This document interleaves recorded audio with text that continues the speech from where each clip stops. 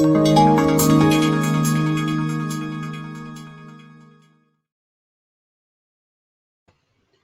everyone, welcome to Inconvenient Truths. I'm your host, Jennifer Zeng. Recently, there is another event in China that has had a very big impact on many aspects, and that is the large-scale power shortage. Over 20 provinces out of 31 experienced blackouts, and people joked about going back to the Stone Age in one night. So why would China, as the second largest economy in the world, suddenly suffer from this low-level problem that people think only exists in North Korea? Today, I'd like to talk about some conventional explanations as well as an unconventional view, which is the blackouts happened because the CCP is preparing for war. I will discuss this view at the end, so please do stick around. Now, let's get to our first talking points.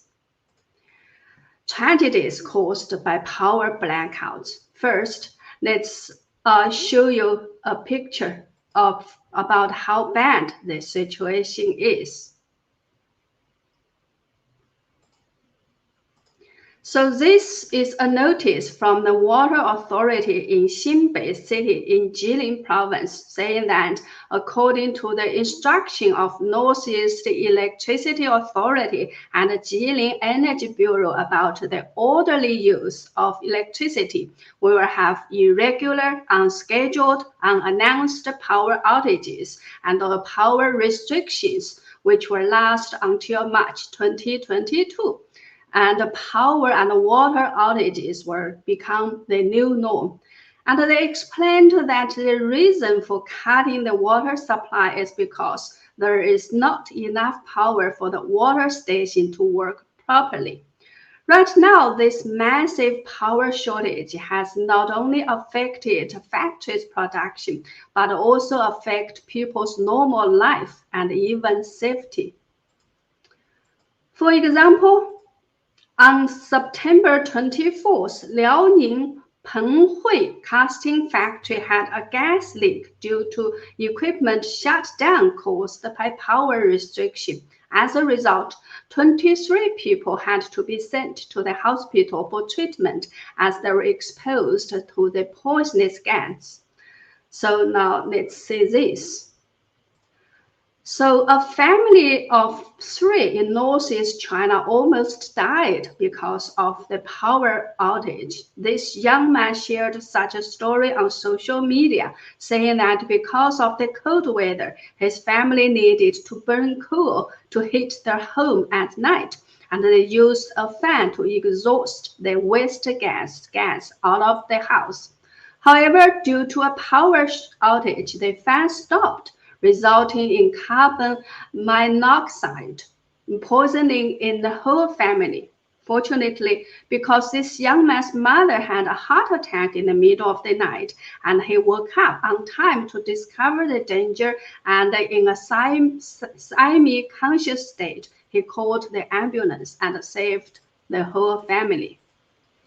When he posted this story on September 26th, his parents were still in the hospital, and he himself also had to receive oxygen therapy every day.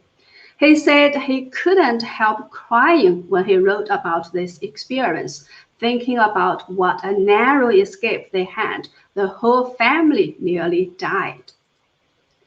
So let's get to our second talking points. So why, after experiencing decades of high-speed growth, some people also call it an economic miracle, would China suddenly experience such a low-level problem and people need to burn candles in the night and feel like they have gone back to the Stone Age?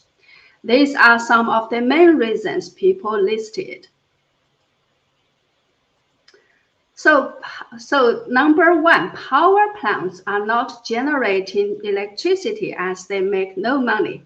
In China, there is a price cap on electricity, but no cap on coal price.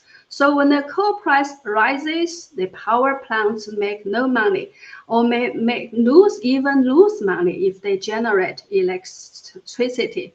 So number 2, insufficient coal supply, partly due to the CCP's boycott of Australian coal. So number 3, the CCP wants to cut carbon emission to make the Biden administration happy. Number 4, the CCP wants to force energy-intensive industries out of business and develop digital totalitarianism because big data centers need a lot of electricity to operate. Number 5, Xi Jinping's political enemies want to create chaos for Xi Jinping to handle. So there is another one that I don't put on the card. So that one is because that one is too out of the imagination. Some so-called little pinks. By the way, little pink is a term used to describe the brainwashed young Chinese nationalists and socialists on the internet. So some little pinks claim that the CCP is playing a big game with the US and the West. By limiting power consumption, China will have to produce less products and raise the prices of exported commodities. As a result, the US and the West will have to suffer inflation when they buy from China, so China will win in the end. You think this is too ridiculous, right? But this big game theory had been so popular that even the CCP's official media had to come out to say, no, there is no such a big game. It's just that the coal price is too high. Well, which one do you think is most likely? Talking about the CCP's boycott of the Australian coal, let's watch a short video that I translated. 我们现在在澳大利亚装煤，看着速度了吧？这速度1小时能装5000吨。预计今天晚上6点开航的，结果延长了啊！明天早上的4点半开航。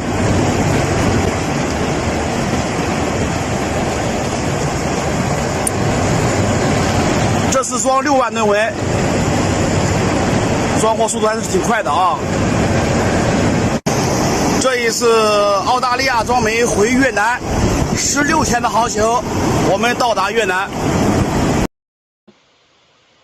Actually, it was reported that as many as 25 countries have been importing Australian coal and then selling it to China. Interesting, right? Many years ago, when I was in Australia, I had always tried to tell Australians that don't be afraid of losing the CCP's business, as the CCP needed Australia's good quality resources more than Australia needed the CCP's business. To maintain a high GDP growth rate, the CCP had to buy Australia's natural gas, coal, iron ore, etc. On the other hand, if the CCP didn't buy Australia's products and natural resources, Australia would have no problem selling them to other countries. Well, that was more than 10 years ago when I said this. Unfortunately, it seems that nobody understood or believed what I said. And people were so frightened about losing the Chinese markets that the CCP had always used trade as a weapon to bully. Now, let's get to our next talking point. So price change in this commodity world is a very normal thing. Every country and every business has to deal with it every day. Why are China's power plants and coal supplies so vulnerable? This is the key problem we must talk about. So let's show you.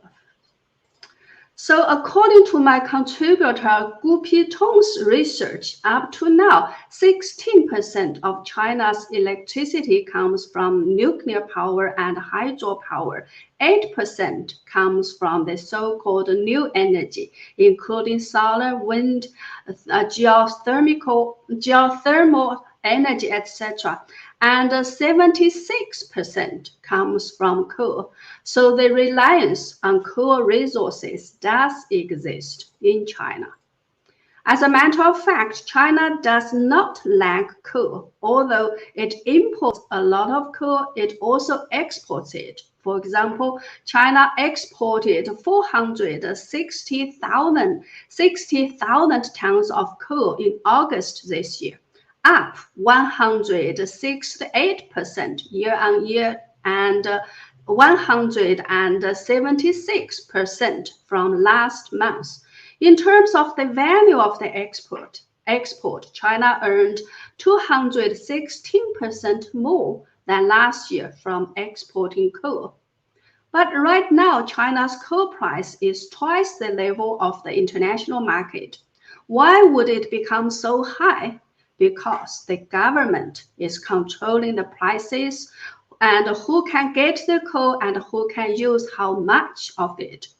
There's a so-called double-priced system in China, while state-owned enterprises and power plants can get low-priced coal from the guaranteed supply system. Other factories can only get the much higher-priced coal from the so-called free market. Let me show you this. And how much is the price difference? The basic price for state-owned enterprises and power plants was only 430 yuan per ton and has just risen to 700 recently, while the market price for other factories is as high as 1,580 yuan per ton.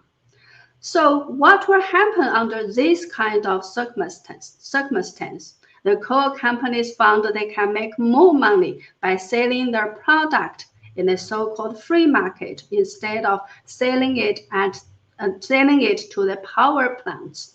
In the meantime, the state-owned power plants can also find if they bought coal at the lower price, basic price, and then sold it in the free market at a much higher price, they could make more money than generating electricity. So why would they bother to generate power?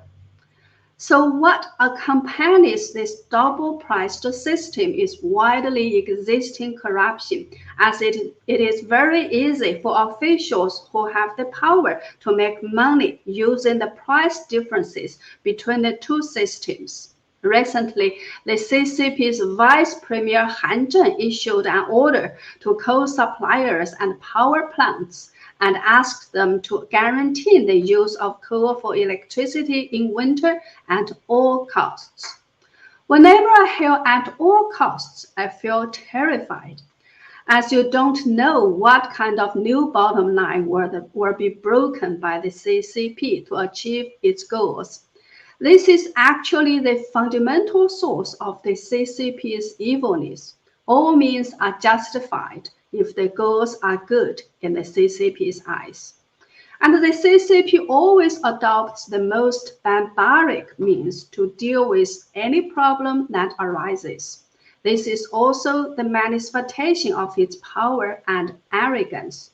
For example, when the CCP virus hit, the CCP locked people at home, cutting off roads, nailing people's doors, threatening to break people's legs and teeth if they dare to go out. It also forced people to do dozens of virus tests. No matter what level of civilization humans have come to, the CCP will always remain in the level of barbaric mountain bandits. A regime that always needs to control everything at all costs will always be an evil one. So the blackout in China, like all other evil, is a typical example of the CCP's evil system. Now, let's move to the last theory. Is the CCP doing all this to prepare for war? Professor Frank Tianxie from University of South Carolina Arkansas, this is his photo, so he thinks it is. And his main arguments are, first, China doesn't have a power shortage.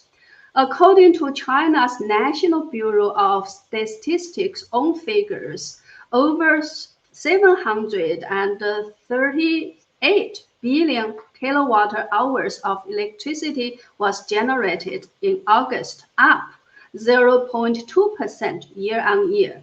From January to August, over 5,389 billion kilowatt hours of electricity were generated, up 11.3% year-on-year and 11.6% over the same period in 2019, a two-year average of 5.7%. So the slowing down of the growth rate only happened in thermal, nuclear, wind, and solar power sectors, but the total amount of power generation is still increasing. And then, number 2 argument. The restriction of power use only occur in coastal, eastern, and northeastern regions. These cities are all the so-called first-tier cities, which means they are relatively more politically important and economically developed cities. But in the less developed second and third-tier cities, we haven't heard about power usage restriction. So why would the CCP sacrifice first-tier cities that can produce more GDP and ensure the power usage of less developed second and third tier cities? No. So Frank Schiess thinks it is because all the CCP's military factors are in the third tier cities or hidden in remote mountain areas, and the CCP is ensuring power use for those big military factories that produce war-related materials. And also, Western media have reported that satellite images reveal that China is building a second nuclear missile silo field and constructing 120 missile silos in Gansu province. So why is the CCP doing this? Of course, preparing for war. So the above are Professor Schiess' argument. I myself found another very interesting piece of news. That is, the CCP's military, the People's Liberation Army, PLA, has purchased a large number of all-merit badges recently. So these are the samples of the medals the PLA has ordered. So this is a table about how many were ordered for 2021. You can see the second column from the left is the types of medals, and the second column from the right is the quantity of the medals. No. So this table is a comparison of the quantities of the medals ordered for 2021 and 2022, and the increase of the quantities. So you can see from the top to bottom are the quantities for different levels of medals. For the fourth class War Merit Medal, which is at the bottom, the quantity for 2021 is only 200, but for 2022, the quantity is 24,000. So that is 120 times the quantity of 2021. So if you add all the numbers for 2022 together, that is 36,310 medals, which means this PLA is planning to give out this many war merit medals in 2022. So what does this mean? So one Chinese netizen said this means the CCP is planning to launch a war against Taiwan, and if 800,000 soldiers are going to be involved in the war, on average, one soldier out of every 22 soldiers will be given a medal. So the fact that the PLA has ordered so many war merit medals can also be an indication that the CCP is preparing for a war. Another fact that everyone might have noticed is that the CCP flew record fighter planes to harass Taiwan after its National Day on October 1st. And Taiwan's President Tsai Ing-wen has given a very stern response to this. So this is her statement. So she basically says Taiwan stands united in our commitment to the values and democracy and freedom, and we will do whatever it takes to defend our values and our way of life. So with this, more and more people feel that the possibility of a war between the CCP and Taiwan is increasing. Also, since the so-called reform and opening up to the outside world policy made by CCP leader Deng Xiaoping, economic growth has been almost the only excuse for the CCP to stay in power. But recently, not only has the growth slowed down, but many crises also emerged, such as the collapsing of China's largest real estate property developer Evergrande, as well as the entire real estate industry. As a result, the financial security of banks and local governments is also in great danger. So,